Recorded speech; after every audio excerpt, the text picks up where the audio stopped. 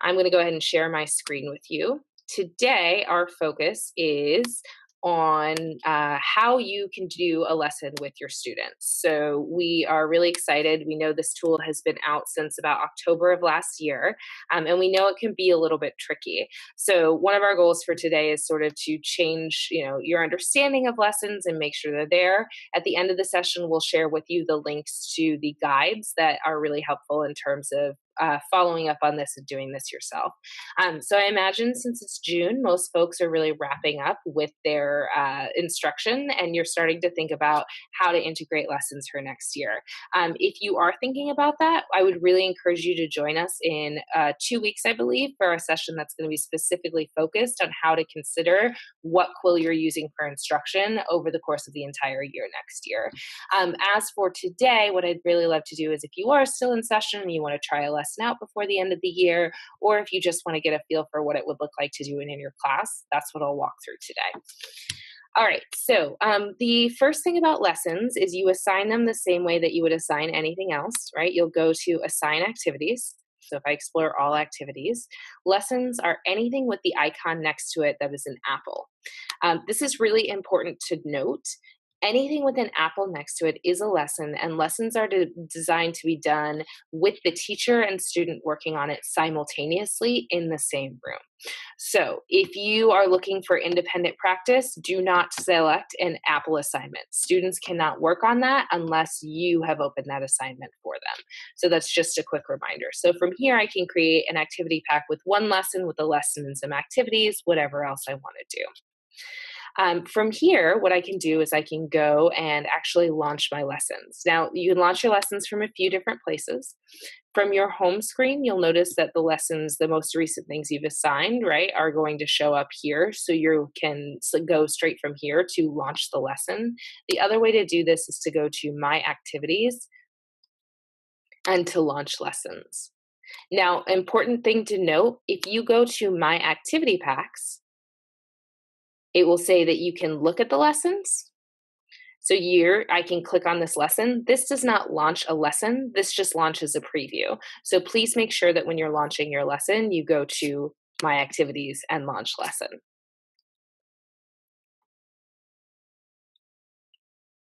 So here's our launch lesson page. There's a couple things to note as we look through the lessons. First, there's the customization button. We're not going to go over customization today. We will do that during a later on webinar. And you can also download the lesson plan. Now, when you assign lessons to students, a lesson plan will be emailed to you. You can also download it here. If you're the type of person like me who would go through a lesson plan before and highlight and make some selections based on what you want to say, this is a really great way to do that. Today, I will be launching the lesson for and or but so, and I have two different screens open. I have my student right here, student Becca, and then I have my teacher account right here. So I'm going to go ahead and launch that lesson. And as I'm launching the lesson, it's going to be available to students as well. So here I am in my and or but so lesson. And if I look over, now student Becca's account has changed. So this lesson is at the very top of the screen. Students can now see the join lesson button. Now, if you scroll down in a student dashboard, you will see that any lesson will say either missed or needs teacher, right? So that means students can't open it without you opening the lesson for them. So we're going to go ahead and have the student join the lesson.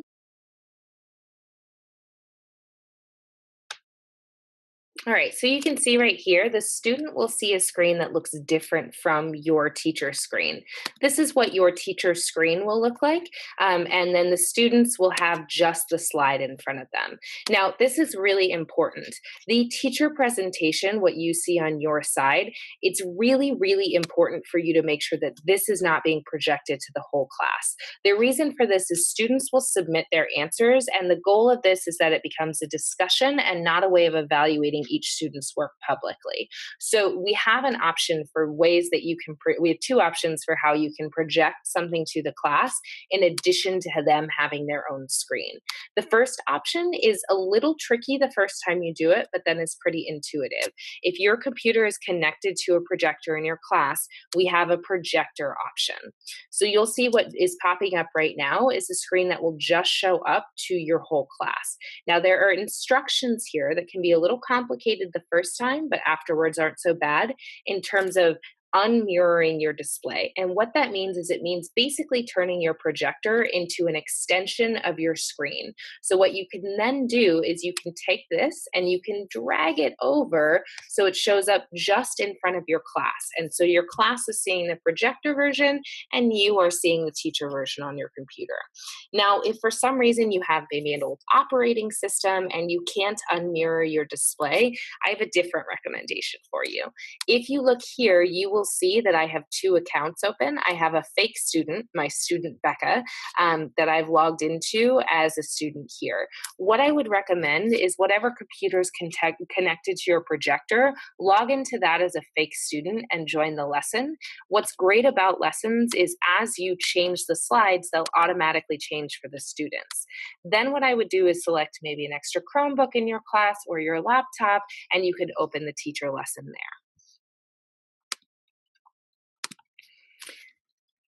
So these are the different options you have in terms of being able to share that with other folks.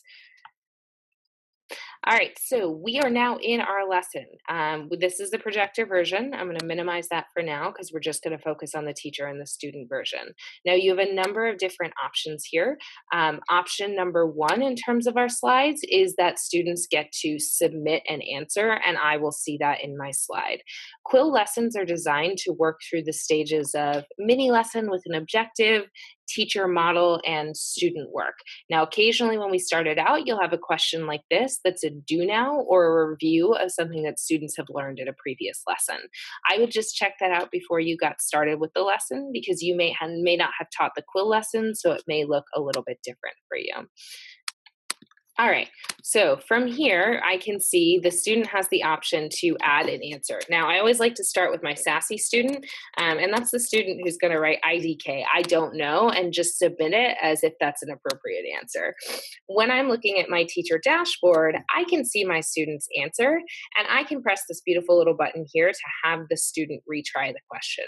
Now, sometimes it's because the student maybe didn't put in the effort I hoped for. Other times it might be that they submitted an answer, and then the student will say, oh no, I forgot something.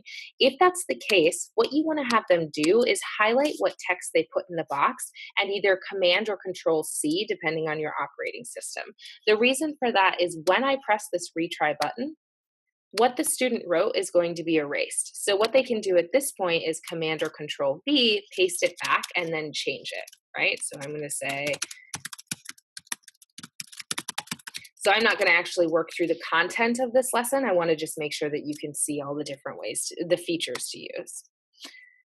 So now that they've submitted, the student knows that they're waiting for me to check out their answer. So I can see the answer here. Now, if I look at a student answer and I think this student maybe needs a little extra follow-up, I'm going to flag their answer.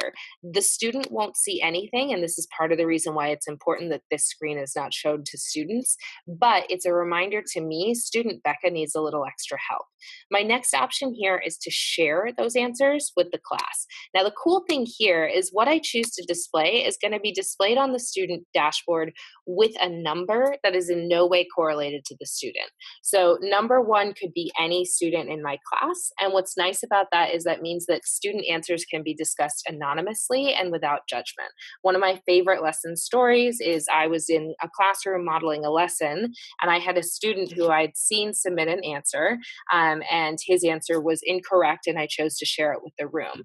He spoke up and corrected the answer that he had submitted because he noticed the error without ever telling anyone in the class that it was his answer. So he was really able to take the opportunity to reflect on that work. So you can display as many answers as you want. Most of the time when I display answers, I select 3 to share with the class.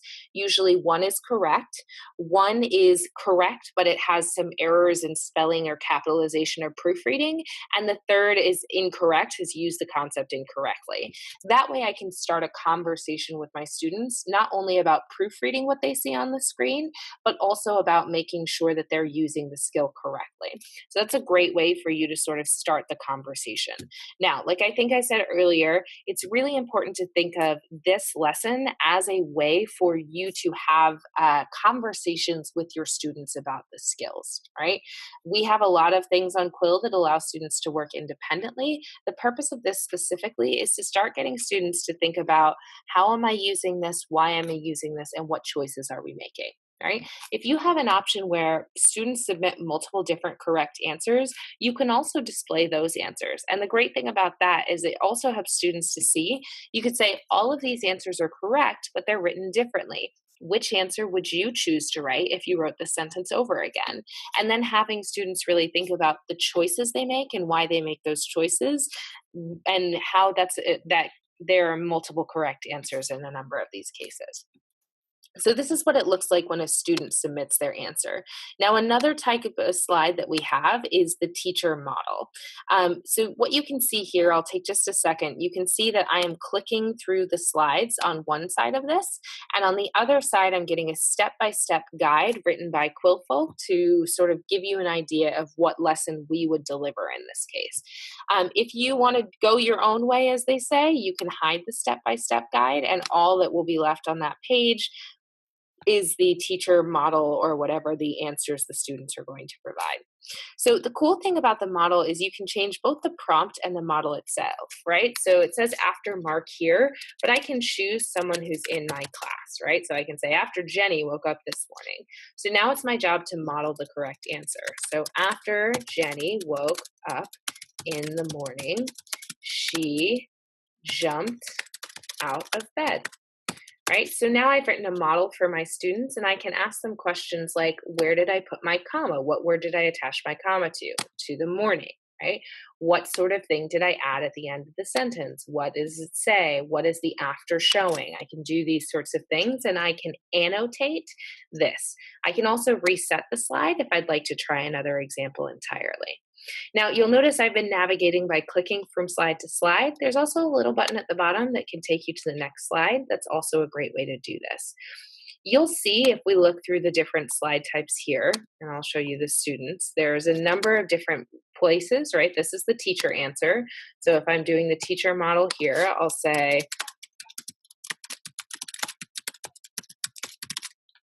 right? And students will see that answer pop up on their screen, which is pretty darn cool, because they can see what you're answering live. And then if you choose to annotate it, students will also see that on their screen so that they have an idea of what exactly you're looking at and what's important. So we've got those teacher models. We've had the students submit their answers. We're coming to the end of our lesson after all the conversation that we've had. Now, if we're thinking about how long lessons take, they usually take about 20 to 30 minutes to deliver. The length of time depends a lot on how long you spend discussing student answers, right? You may find that students are in really great shape and you choose to skip some of the examples. That's totally fine. If you feel like you've done one or two and students have mastered the skill, it's fine for you to skip a couple of the options and examples. I would check though, because in a number of the lessons, what we do is a progression of skills. So they'll practice a basic level of that with the first question and a more advanced version, or a version that asks them to use the skill in a slightly different way in a later question. So just sort of look through the presentation before you give it so you know if it's something where you want to skip. So what you can see right here is you can see my flagged and my unflagged students. This is important because it's going to allow me the opportunity to make a decision about what step comes next. So all the students that I flagged, I have the option to assign them some next steps. And all of the students that I haven't flagged, I can also make a choice about what comes next to them.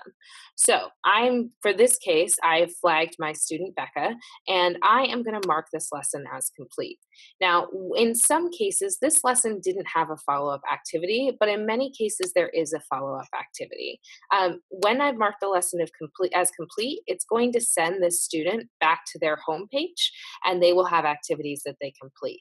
Now, in some cases, and I'll go ahead and pull that up before I start talking about it. you will have the option to assign students an immediate follow-up activity. What's cool about that is if there's an immediate follow-up activity, you have the opportunity to differentiate for students at that point. So if I go through, you can see here, these are students I've flagged, these are answers that I've shared with the class. I've come to the end of my lesson and I have these flagged students. I now have these options. Whoop. I now have the option to engage in small group instruction, have all students start practice right away, assign the practice but not push the students into it right away, or choose not to assign the follow-up activity at all. So for small group instruction and independent practice, this is a really great option. What that means is that every student who is flagged will get assigned, their last screen will say, great job, wait for your teacher for further instructions. And all of the students who are not flagged will be immediately moved into an independent practice activity. What was really great about this for me is when I modeled this activity with a 7th grade class, who I'd never met before, I was able to say, if you have independent practice, please get started right away. If your screen says great job, please come meet me at this table and we're going to go over some things together. What you can then do is with the class all huddled around your computer, you can go back through previous slides and talk through the answers. What I've also seen teachers do is have all students practice right away and then use their flagged list to pull students 1 or 2 at a time to go over different answers that they've given. So the last step there is assigning it. Students have follow-up activities that they can work on, and then you as a teacher have access to a report that shares with you, and so that's under, we can log back in real quick. So here I go to my dashboard, you can go to my reports, and under activity analysis, I can find the lesson that I just taught,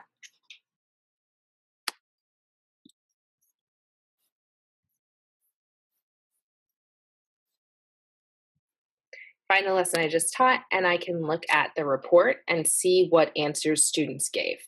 So this is really great because, so every student will get 100%. We don't grade on these, but I can look at it and I can see what answers they provided for that lesson. So this is a great thing to come back to if you want to look at student answers later on. So I am going to stop sharing my screen now, and now is a great time if you have any additional questions for you to ask them.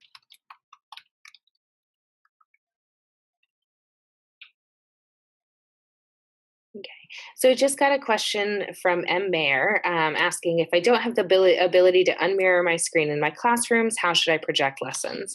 So going back to what we talked about a little bit earlier at the beginning of the session, you can always open up a student account on your main screen. So I would recommend for Quill in general that you have a fake student account and you can use that and put that on a screen that projects the whole room and use a separate device to open the lesson as a teacher. So just as you could see as I had it open as a student and also as a teacher. You can open a student profile on one screen to join the lesson and the teacher profile on the other. The slides will then advance the same way they will for your students. If you're having projector issues in general, remember that your students will see this on their screen in front of them. So if that's too much, you can also just have it show up on your student screen and then have it just close, just have no projector and have the teacher version on your screen. I have seen some teachers do this, and what was most effective for them was they would actually stand in the back of the classroom where they could see all of their students' computer screens, and then they could go through as the teacher and sort of have the conversation. It also meant that they sort of took a step back and students started to have the discussion together, so that is another option.